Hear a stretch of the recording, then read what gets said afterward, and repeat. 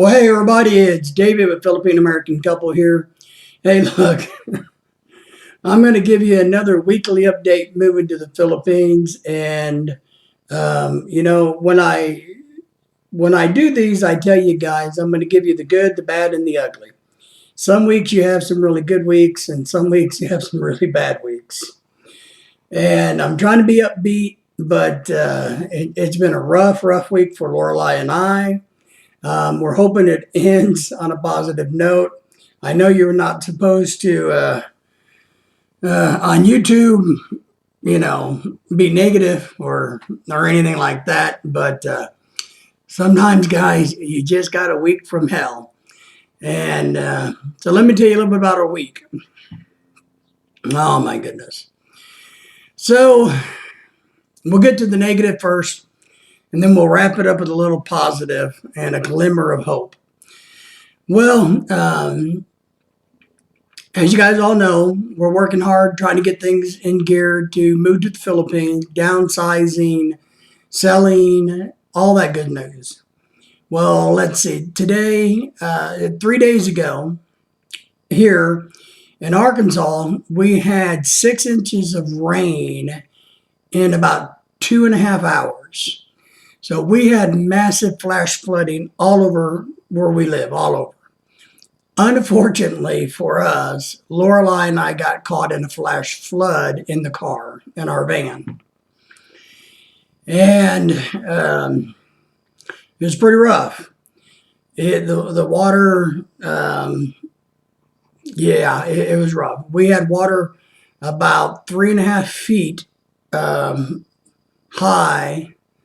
in our car. The floorboards, the motor short-circuited out.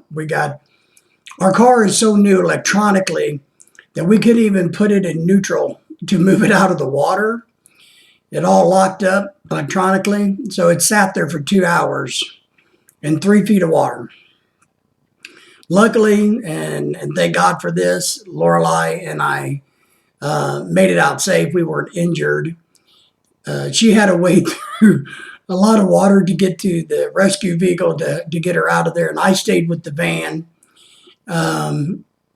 for as long as I could. And I'll tell you the story. Not only is it bad enough that we lost our fully paid for car in a flood, so we do have insurance, guys. So we'll see how well that pays, but we do have insurance. So I call my roadside assistance people when it happens and say, look, I need to be towed out of here. And of course, they said, sure. They dispatched a tow company, and not to get any tow companies in trouble or my insurance company or anybody. I'm going to call my tow truck company Fly Squatter Towing. So my insurance company calls Fly Squatter Towing and says, hey, can you go pick this car up? And I guess they agreed. They sent me a text message and said, we're about 50 minutes away from picking you up, because there was massive flooding all over the area. Overall, I think I saw in the news there was approximately 1,000 cars that got flooded over that time period in our region of the state. That's a lot. So I'm like, okay. So I got Lorelai out of there, got her a safe ride where she needed to go. I stayed with the car in the water. And every time another car would go by, our van would just float. The waves, it's like living in a boat, a houseboat.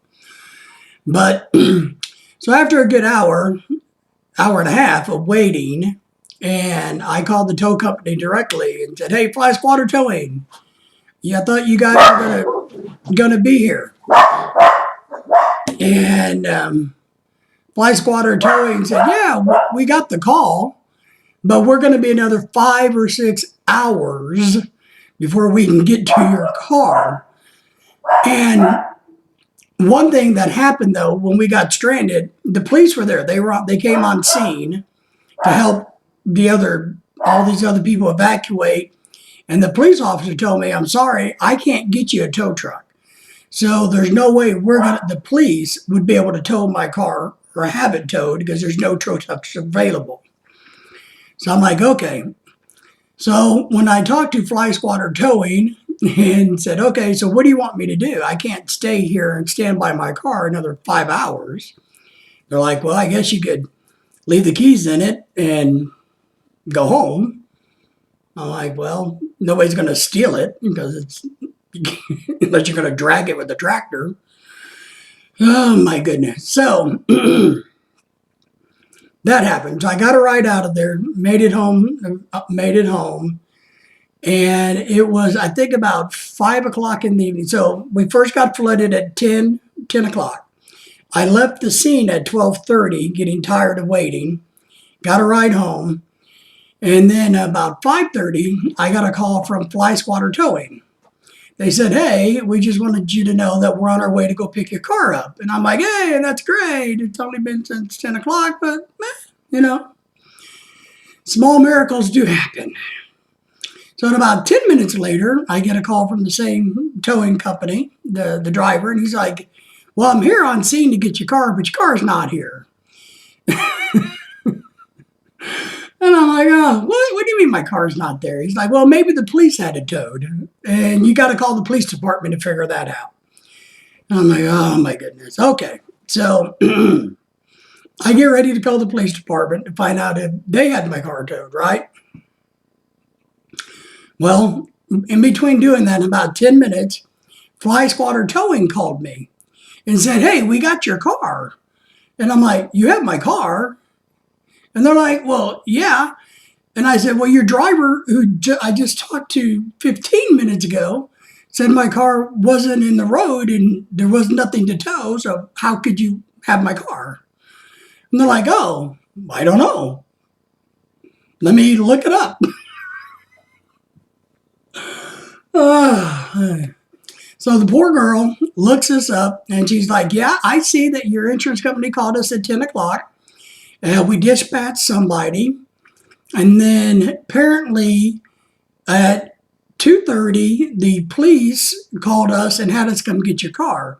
And I said, so the same company that my insurance called to come get my car couldn't get my car until 5:30. But when the police called them at 2:30, they came and got it right away. But you're the same company. Do you not talk to each other? Do you not know what's going on in your business? I don't understand how you guys can not know what you guys are doing because it's the same company.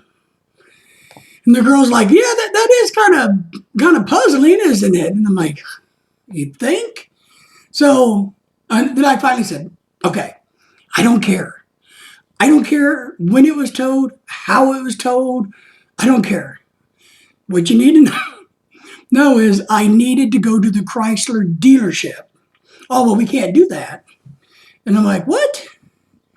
They're like, well, you got to come down here and release it so we can send it there. And I'm like, I'm telling you, because in the original order at 10 o'clock, the insurance company said, take it to the dealership. Just because the police made it towed, why would that change? And they're like, well, that's just the way it is. And I'm like, oh my goodness. So I got frustrated. I called my insurance claim adjuster.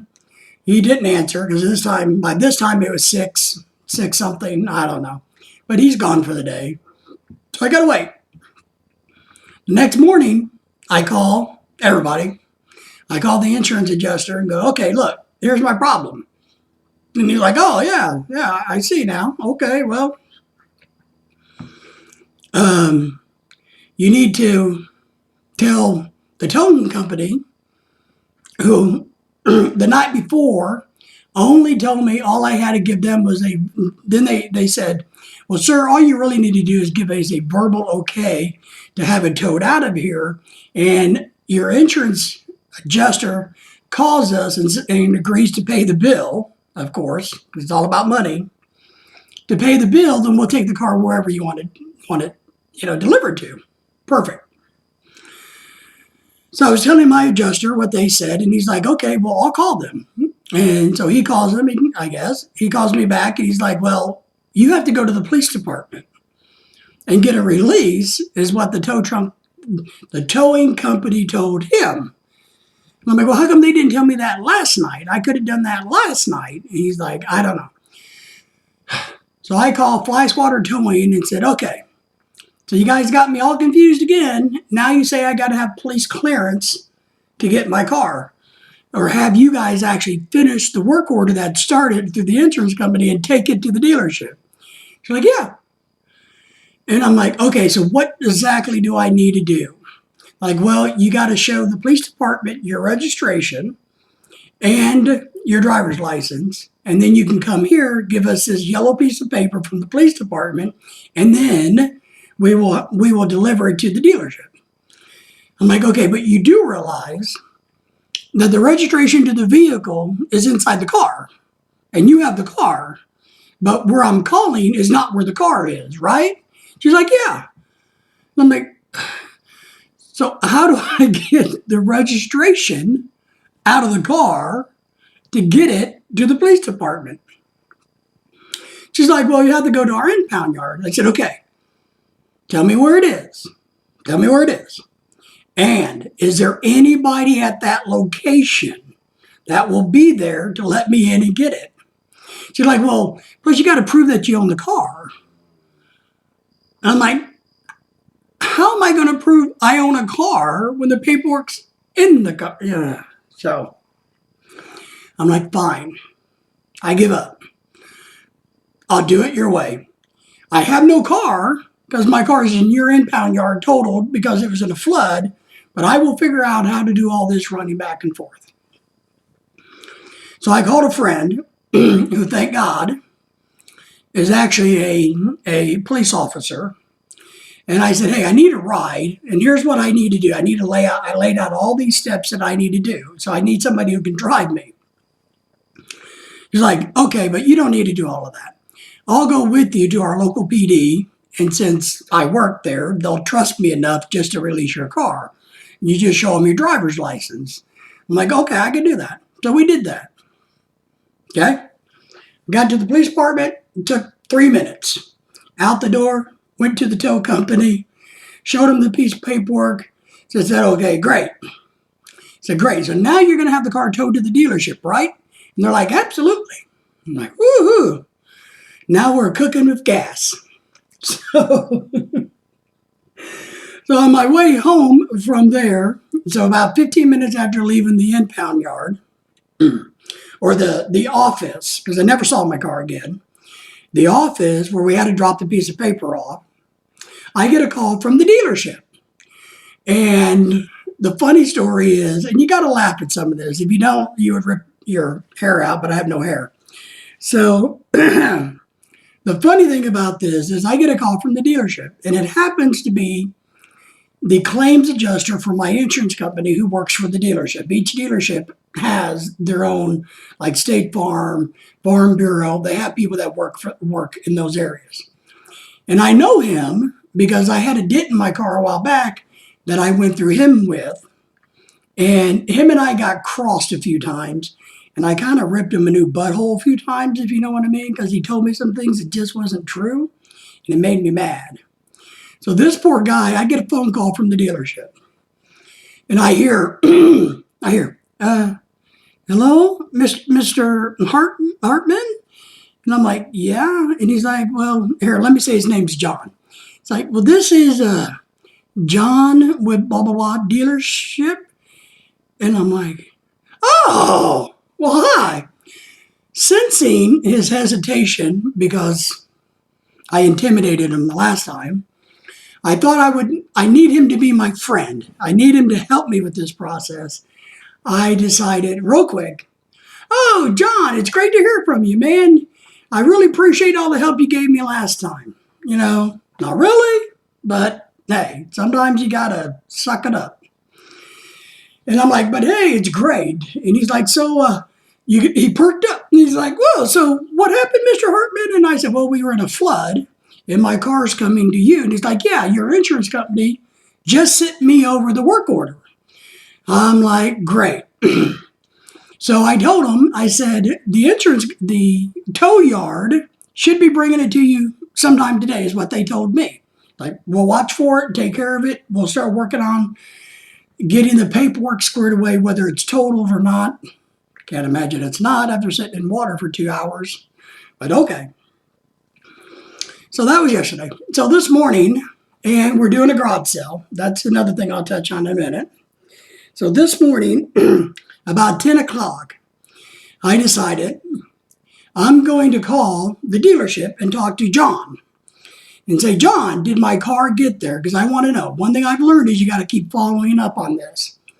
So I call and say, hey, John, has my car got there? And he's like, well, no. And, and why would your car come here?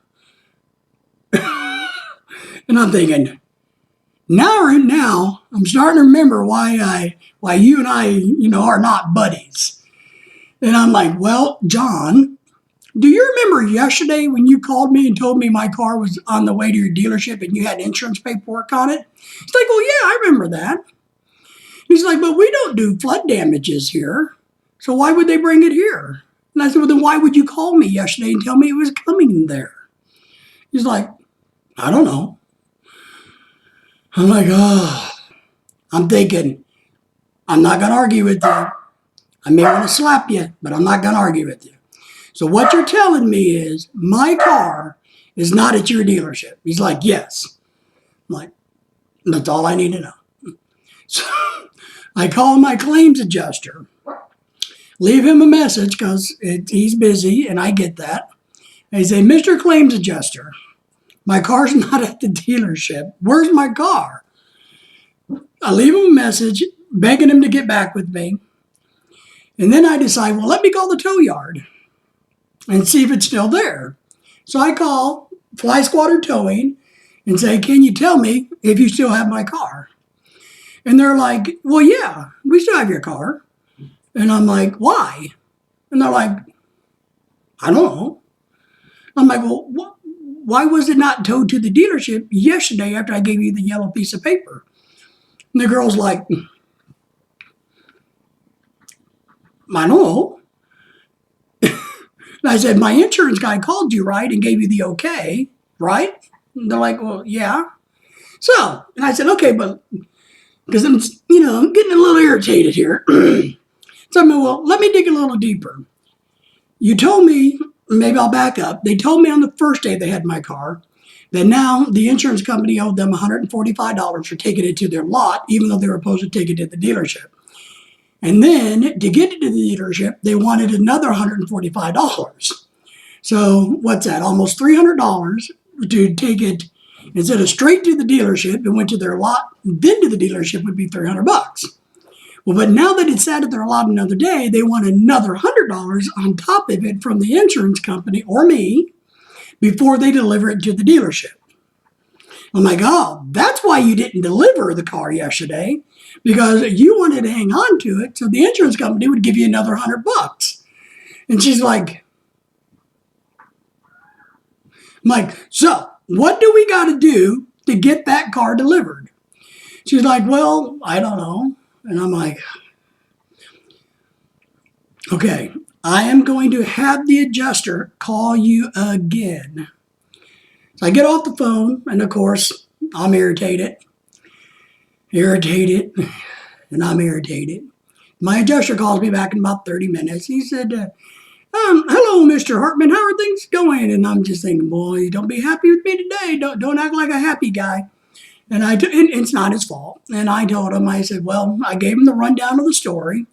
And he's like, well, that's interesting. And I'm like, you think? I said, so I found my car, at the yard. So are you going to go to the yard, to the impound yard, and evaluate it to see if it's totaled or not? Or is it going to go ahead and go to the dealership and be evaluated? He's like, well, I think we still going to have it taken to the dealership to be evaluated. I'm like, that's great. I said, you do realize they keep charging you more and more money the longer it sits in their yard.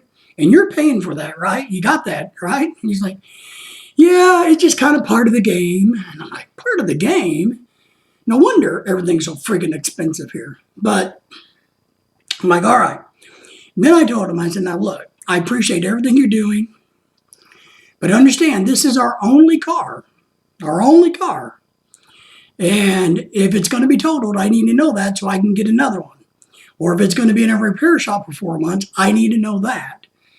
So he's like, okay, well, and I'll get back to you as soon as I can. I said, so when do you think that will be? He's like, well, I don't know, maybe Monday or Tuesday. And then I'm off work from Wednesday, Thursday, Friday. And I'm like, I don't mean to be a jerk, but I'm going to advise you to call me Monday afternoon. Because if you're going to be gone for the rest of the week and I can't get a hold of you or somebody about this, I'm not going to be a happy camper. You understand?